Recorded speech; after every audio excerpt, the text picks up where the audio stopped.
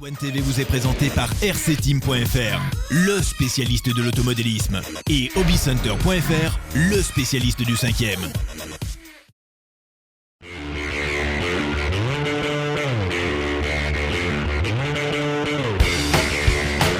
Bienvenue pour ce 3e numéro de RC One TV, l'émission du modélisme radiocommandé. Au sommaire ce mois, la Coupe de France 5e qui s'est déroulée sur le circuit de l'Armca en Auvergne. Nous reviendrons sur cette compétition et sur la Formule France, une solution économique pour goûter au 5e. À l'essai ce mois, le Exo de chez Axial et le Nano CPX, un hélico poids plume qui boxe dans la cour des grands.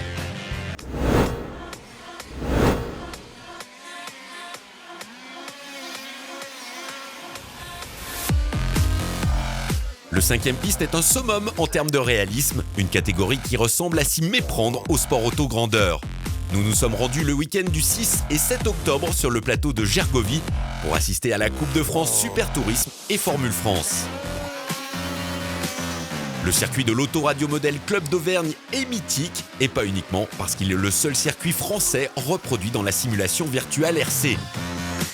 Ce club est mythique parce qu'il a une petite histoire, il a 30 ans cette année, on a fêté les 30 ans du club cette année et il est mythique parce qu'il porte le nom de Patrick Depailler qui est un ancien pilote de Formule 1 qui est décédé et on a voulu lui faire une dédicace et c'est un club très réputé en France.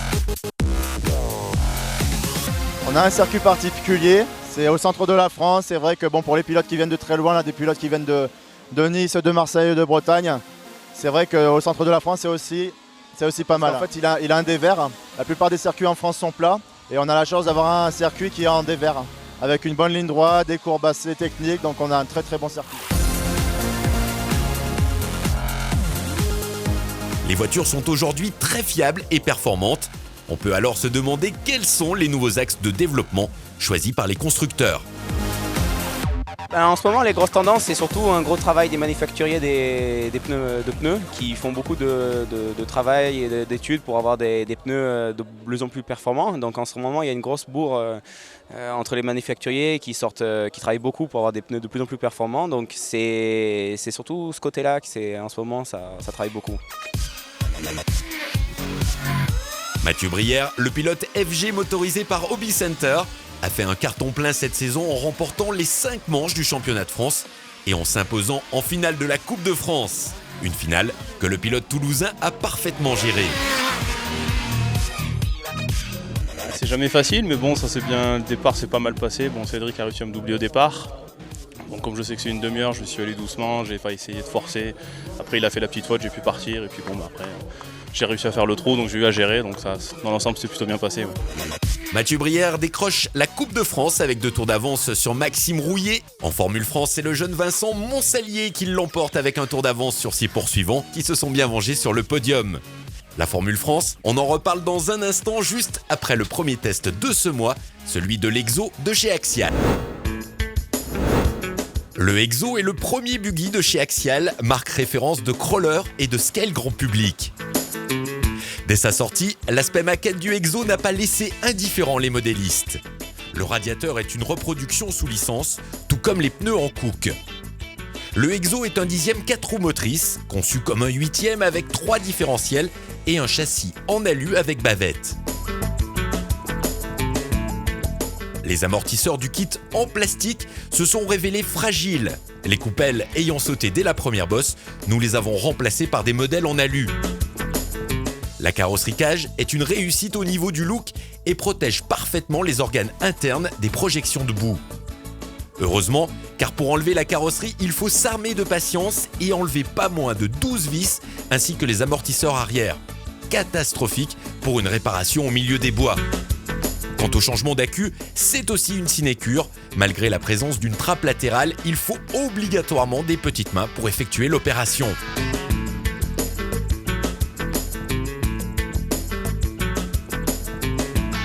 Avec un centre de gravité très bas et des voies larges, le Exo est très stable.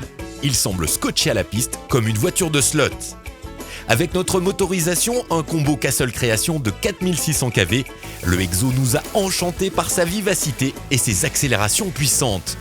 Sur les sauts, la voiture est stable, mais prudence, ce buggy n'est pas une référence en termes de robustesse. L'Exo n'est pas une voiture de circuit, il s'adresse aux puristes à la recherche d'un très beau buggy maquette pour des sessions de bâche tranquille.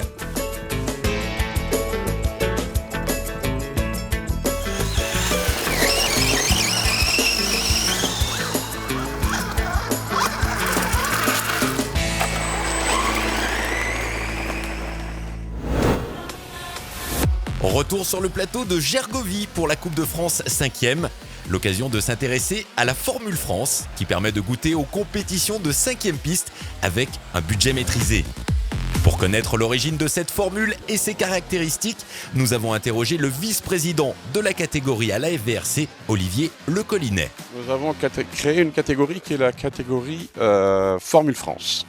Formule France, bon, ça peut s'apparenter à la voiture grandeur, puisqu'on a parlé de Formule France en voiture grandeur aussi. Mais là, nous avons créé une nouvelle catégorie pour essayer que cela coûte beaucoup moins cher, que les jeunes, les moins jeunes, et bon, des gens moins fortunés, on veut dire, puissent accéder à ce hobby, parce que c'est quand même un hobby, c'est un sport loisir. Hein. Et on a tout fait pour que ça leur coûte beaucoup moins cher. C'est-à-dire qu'un kit de voiture coûte autour de 800 € à 1000 €. Ce sont beaucoup de plastique dessus. Il y a des contraintes moteurs, il y a des contraintes d'embrayage, il y a des contraintes de différentiel que nous n'avons pas sur les voitures dites tourisme, comme vous allez voir rouler tout à l'heure, qui font vraiment championnat d'Europe, championnat du monde, et bon, et qui sont dans les meilleurs d'Europe et du monde. La Formule France est-elle alors un Éden ? Pas complètement. En optionnant leur voiture aux limites du règlement, certains pilotes se rapprochent en termes de budget des voitures en alu. Pour contrer cet effet néfaste, de nouvelles dispositions devraient être prises pour la saison prochaine. Des mesures qui ne devraient pas entacher la bonne humeur entre les pilotes. C'est une catégorie entre guillemets éco et qui correspond plus à mon budget pour rouler. C'est vrai que la GT c'est des budgets un petit peu plus supérieurs, les voitures sont plus chères. Moi ça me correspond mieux, puis bon, commence à vieillir un petit peu, donc c'est vrai que c'était plus adapté à mon pilotage. Le côté loisir, le côté budget surtout, et le côté entre copains en national, c'est pas comme les courses qui se jouent derrière, là on est un peu plus tranquille, quoi. On est entre nous, on est entre copains. Le plastique, c'est fantastique et économique. Mais permet-il d'offrir des courses aussi spectaculaires ? Oui, c'est tout aussi spectaculaire, c'est même plus spectaculaire par la gestion, par la finesse, parce qu'ils n'ont pas du tout, les voitures n'ont pas du tout les mêmes réactions, et ils sont obligés d'être beaucoup plus attentifs. Étant donné que le plastique, vous savez comme moi que ça se déforme un petit peu plus facilement que l'alu, donc dans les appuis c'est plus difficile. L'alu, c'est totalement différent. Vous avez été séduit par la Formule France ? Alors rendez-vous l'an prochain sur les circuits. Place maintenant à notre dernier essai de ce numéro, celui d'un micro hélico 3D, le Nano CPX.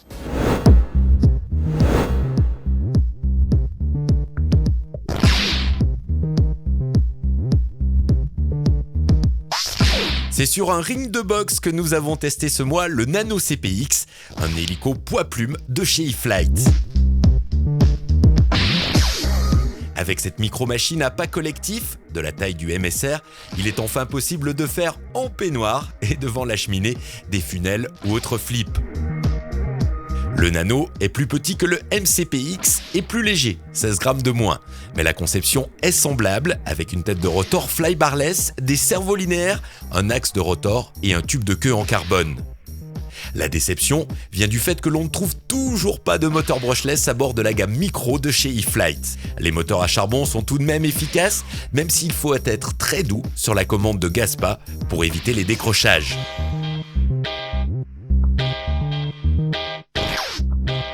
Le CPX est livré avec deux accus de 150 mAh qui permettent chacun environ 4 minutes d'acrobatie et qui sont rechargeables sur une base spécifique. Pour cet essai, nous avons confié les commandes de notre Nano CPX à Pierre Yvesel, pilote de la 3D Cup. Dès les premières secondes de vol, j'ai trouvé le Nano CPX extrêmement stable.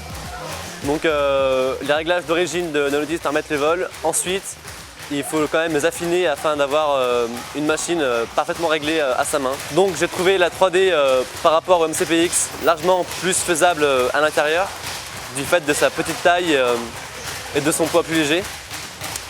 Malheureusement, par rapport au 130X, Il est un peu moins puissant et vole dans un espace un peu plus réduit, mais permet de vraiment faire du vrai vol indoor.